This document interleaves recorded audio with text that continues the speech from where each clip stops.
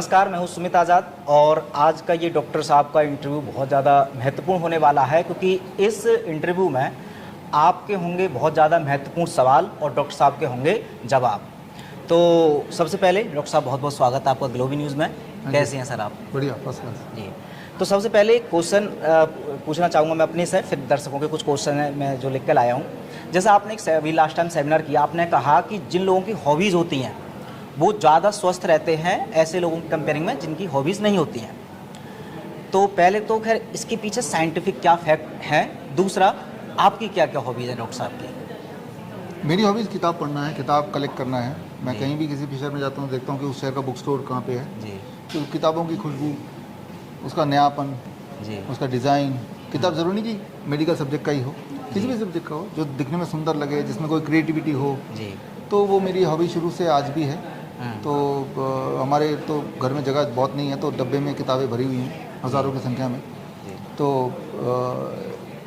यही एक major hobby है मेरी, मुझे लगता है अभी तक तो। जी, तो अच्छा ये हॉबीज़ से जैसे अभी इसमें आपने बता दो दिया कि हॉबीज़ अगर रखेंगे तो ज़्यादा स्वस्थ रहेंगे, कोई छोटा सा कोई फैक्ट बता सकते हैं साइंटिफिक कि हाँ ये? देखिए, जब इंसान हॉबी में रहता है ना, तो वो अपने आप में गुम रहता है। जी। वो हमेशा खुश रहता है। उसकी जो हार्ट बीट है वो नॉर्मलाइज रहती है। जी। अनसर्टेनिटी की दुनिया में नहीं रहता, वो सर्टेनिटी की दुनिया में रहता है, क्योंकि वो अपने आप में कंप्लीट है, उसको कुछ चाहिए नहीं, वो मिल चुका है, वो जी। उसी में आगे बढ़ रहा है वो। जी। जब भी आपको अनसर्टेनिटी होगी जीवन में, आपके हार्ट की पैल्पिटेशन बड़ी होगी। जब आपकी हार्ट की पैल्पिटेशन एब्रप्ट होगा तो आपका ब्लड सर्कुलेशन वो प्रॉपर होगा ही नहीं। और सारा जो खेल है बीमारियों का, वो ब्लड सर्कुलेशन का ही खेल है। जी। जितनी सारी बीमारियों के नाम आप जानते हैं, मान लो कैंसर है। कैंसर क्या होता है? कहीं ज़्यादा ब्लड सर्कुलेशन हो रहा है तो वहाँ ट्यूमर बन रहा है, कहीं ब्लड सर्कुलेशन हो ही नहीं रहा, राइट? जहाँ नहीं हो रहा तो वहाँ पे गैंग्रीन हो रहा है फिर। तो सारा जो खेल है वो ब्लड सर्कुलेशन का है, and that depends on heart का बीट, पैल्पिटेशन ना होना, right? And that depends on कि आप कितना अपने आप में संतुष्ट हैं। जी। संतुष्टि के लिए बहुत सारे तरीके हो सकते हैं। किसी को अच्छा मान लो एक लाइफ पार्टनर मिलता है तो भी संतुष्ट है वो, right? There can be many ways to be to get the fulfilment, right? लेकिन फुलफिलमेंट का एक तरीका हॉबी भी है, जहाँ किसी और की भी ज़रूरत नहीं है। जी। आप अपने आप में कंप्लीट हैं। अच्छा, एक एग्जांपल मैं बोल रहा हूँ आप सबके लिए। जी। आप बचपन की कोई भी एक हॉबी याद कीजिए, या जब मैं अभी अपना दिवाली आ गया, पुराने घर को साफ करते हुए अचानक मुझे ट्रंक के नीचे से बचपन में जो स्टैम्प कलेक्ट करता था वो मिल गया। जी। काफ़ी देर तक वही देखता रहा, कितने अच्छा लगा, होती है ना? तो आपको भी पुराना कोई एल्बम देखने लगे, अब बड़ा मज़ा आता है ना? आपको शांति मिलती है, खो जाते हैं कहीं। ये जो खो जाना है ना, दैट इज़ रिदमिक। जी। रिदम में ले आता है। आप देखेंगे उस दिन नींद भी अच्छी आएगी, उस दिन दर्द भी कम होगा। तो ये एक्चुअल साइंस है, लेकिन ये लगातार होना चाहिए, कभी कभी नहीं। ट्रंक से निकला तभी आपको खुशी मिली, वो कब होगा? जब एक हॉबी को परस्यू करेंगे। जी। अच्छा डॉक्टर साहब, जैसे आप हमेशा से ही नेचुरोपैथी को बहुत बड़े स्तर पर प्रमोट करते हैं और बहुत बड़ा ये सौभाग्य भी है भारत का, खासकर कि भारत में आप जैसा कोई व्यक्ति आया जो नेचुरोपैथी को इतने बड़े स्तर पर पूरे विश्व भर में प्रसारित किया। नेचुरोपैथी में एक एनिमा होता है, एनिमा के बारे में ना तो आपके मुझसे ज़्यादा हमने कुछ सुना है, तो मैं जानना चाहूँगा एनिमा के बारे में, क्या उसके सच में कुछ फ़ायदे होते हैं या कुछ उसके नुकसान होते हैं? उसको आप मेरे ख्याल से प्रमोट नहीं करते, उसके बारे में बात नहीं करते, क्या वजह है? नहीं, हमारे हॉस्पिटल में होता है एनिमा, यहाँ भी होता है। पंचकर्मा में एनिमा कराते हैं, लेकिन वो हम बहुत ही देखभाल की जिनको ज़रूरत है, क्योंकि जब जो लोग DIP डाइट पे होते हैं तो उनको एनिमा की ज़रूरत नहीं होती, नंबर 1। नंबर 2, आपको ध्यान रखना है जो कोलोन है हमारा, कोलोन में गुड बैक्टीरियाज भी हैं, और ज़्यादा एनिमा कर देंगे तो गुड बैक्टीरिया बाहर निकल जाएंगे, ठीक है ना? तो इसीलिए एनिमा करना है जो कॉन्स्टिपेशन की पेशेंट है, बहुत सोच समझ के करना है, बहुत ज़्यादा नहीं करना है, और वो हम करते हैं उसको हॉस्पिटल। स्वस्थ आदमी के लिए अगर बताना चाहें कि क्या होनी चाहिए फ्रिक्वेंसी एनिमा की, अगर कोई स्वस्थ आदमी करना चाहे? उसको ज़रूरत नहीं है, बॉडी अपने आप में एक सेल्फ, जब आप खाते हैं और उसमें खूब सारा पानी है, जैसे लिविंग फूड जिसे बोलते हैं हम, तो दैट इटसेल्फ एनिमा का काम करता है। तो स्वस्थ को ज़रूरत नहीं है, जो बीमार है उसको ज़रूरत है, और वो देते भी। हमारे सारे हॉस्पिटल में एनिमा होता है पेशेंट के। आपने HIV का बहुत बड़े स्तर पर खुलासा किया था कुछ टाइम पहले, तो अब HIV को लेकर के ना, जैसे अब अखबारों में या जो एलोपैथी है वो तो दावा करती है कि ये सच में एक बीमारी है और स्प्रेड होती है, खासकर सेक्सुअल संबंधों से, या और भी जो उन्होंने बताए थे। आपने कहा ये स्प्रेड नहीं होता है, चाहे तो आप मेरी बॉडी में किसी भी HIV वाले पेशेंट का ब्लड डाल दीजिए।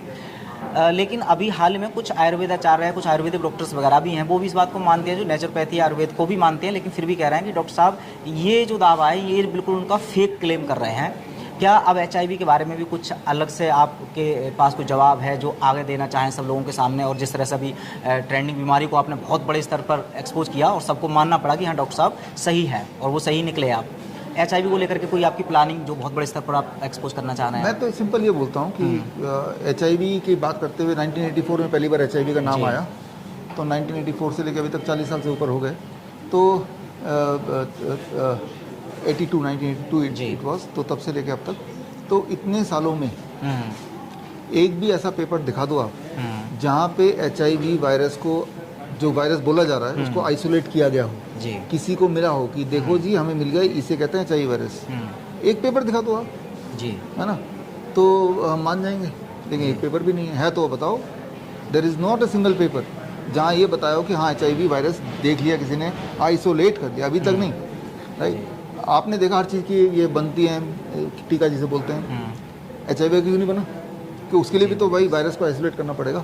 जी, बात तो चल रही है कि हाँ इसका भी टीका डेवलप करने वाले हैं। 1982 से चल रही है, 40 साल तो हो गए जी चलते हुए। बहुत शानदार।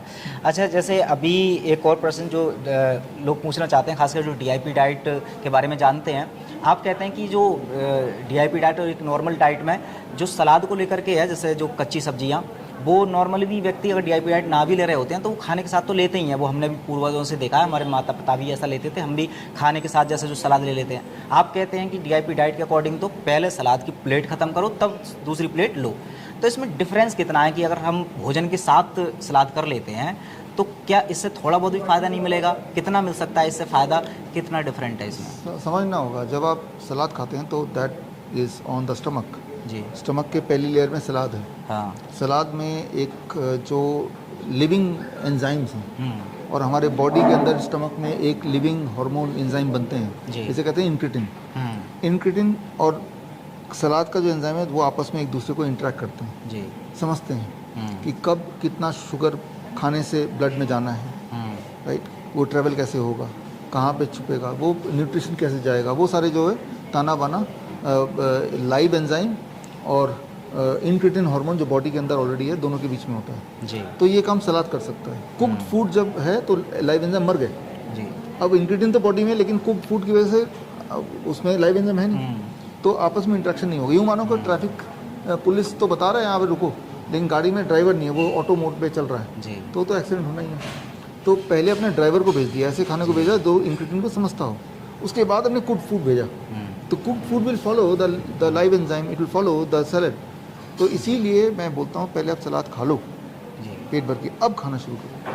आपने देखिए बहुत सारे प्रोटोकॉल से बहुत सारे मरीजों को ठीक किया है, हालांकि समय समय पर आप बुक्स के थ्रू एविडेंस भी देते रहते हैं, लेकिन हाल ही में अभी आपकी एक बात पर आलोचना बहुत ज़्यादा हो रही है, मैं देख रहा हूँ सोशल मीडिया पर कुछ लोग हैं वो ये कह रहे हैं कि डॉक्टर साहब की जो वेबसाइट पर हज़ारों हज़ारों के टेस्टिमोनियल जितने भी हैं वो सारी चीज़ सब खरीदी हुई हैं। अगर ये सच है तो डॉक्टर विश्वरूप के टेस्टिमोनियल में जो लोग होते हैं उनके मोबाइल नंबर वो दर्शाते नहीं हैं, उनका एड्रेस नहीं दर्शाते, ताकि हम उनको ये सेटिस्फाई कर पाएँ कि ये सच बोल रहे हैं, सही बोल रहे हैं, गलत। कहीं ऐसे तो जो टेस्टिमोनियल हम पैसे दे करके कितने भी बनवा सकते हैं अपने, तो क्या सच में ही ये सब इतने सारे हज़ारों के टेस्टिमोनियल आपने वेबसाइट पर अपलोड किए हैं वो सब बिकाऊ हैं? इसमें एक आइडिया है, मैं बताता हूँ, 2-3 आइडिया जी। मैं हमारी जो अभी किताब लॉन्च हुई, हाँ, क्योर फॉर ब्लड डिसऑर्डर जी, उसमें हमने बच्चों के फोटो डाले, ठीक है, उनका हॉस्पिटल का नाम डाला, ठीक है, उनका वो कहाँ रहते हैं वो डाला हमने, ठीक है, तो और ज़्यादा बड़े बड़े हॉस्पिटल्स हैं, अपोलो हॉस्पिटल, एम्स, फोर्टिस, इस तरह के हैं, और उन बच्चों के नाम है जी। तो आपके पास एक आइडिया, और वो हर शहर से है, आप जिस भी शहर में रहते हैं उस शहर का बच्चा पकड़िए, हाँ, तो उस शहर के हॉस्पिटल में जाइए और देखिए ये बच्चा क्या यहाँ पे आया था जी, उनके रिकॉर्ड में मिल जाएगा, और क्या अब आ रहा है वो भी मिल जाएगा।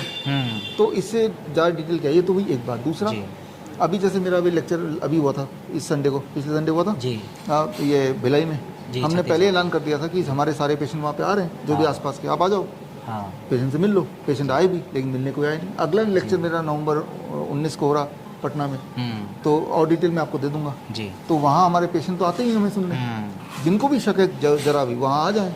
कैंसर के पेशेंट, हार्ट डिजीज़ के पेशेंट, किडनी के पेशेंट, डायबिटीज़ के पेशेंट, थैलेसीमिया के पेशेंट, सबसे मिल ले, अपनी पड़ताल कर ले, ठीक है ना, ये दूसरा तरीका है। तो और फिर जो मेडिकल काउंसिल है, मैंने पहले ही बोला है, दिल्ली मेडिकल काउंसिल है, हरियाणा मेडिकल काउंसिल है, अगर ये मुझे चिट्ठी लिखते हैं जिन्होंने लिखी है, तो हम अपना डेटा पूरा देते हैं, हमने दिया भी है, हरियाणा मेडिकल काउंसिल को हमने डेटा पूरा दिया है, और हम बोलते हैं आपके माध्यम से कि मुझसे मांगो डेटा, लेकिन डेटा किसी इंडिविजुअल को नहीं देंगे हम जी क्योंकि वो उनकी प्राइवेसी को भी इन्फ्लुएंस करता है। बिल्कुल किसी मेडिकल एसोसिएशन को हम देने को तैयार हैं, किसी काउंसिल को देने को तैयार हो, दिया भी है जी और आगे भी देंगे। तो आप किसी काउंसिल के माध्यम से आइए, हम डेटा दे देंगे। और आप एज ए इंडिविजुअल आना चाहते हैं तो आप हमारे बुक को पढ़िए या फिर हमारे सेमिनार में आके आंखों देखी सामने सामने मिलिए।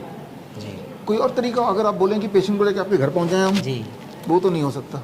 तो चलिए, इतने सारे महत्वपूर्ण आपके सवाल थे और डॉक्टर साहब का एक बार फिर से धन्यवाद देता हूं। आपने इतने बिजी शेड्यूल में से समय निकाला और आपके सभी सवालों के जवाब दिए। डॉक्टर साहब, एक बार फिर से ग्लोबल न्यूज़ की पूरी परिवार की तरफ से आपको बहुत बहुत धन्यवाद। Thank you. इस वक्त मैं हूँ हिम्स जी प्रीमियर हॉस्पिटल गुड़गांव में, मिलेंगे कभी।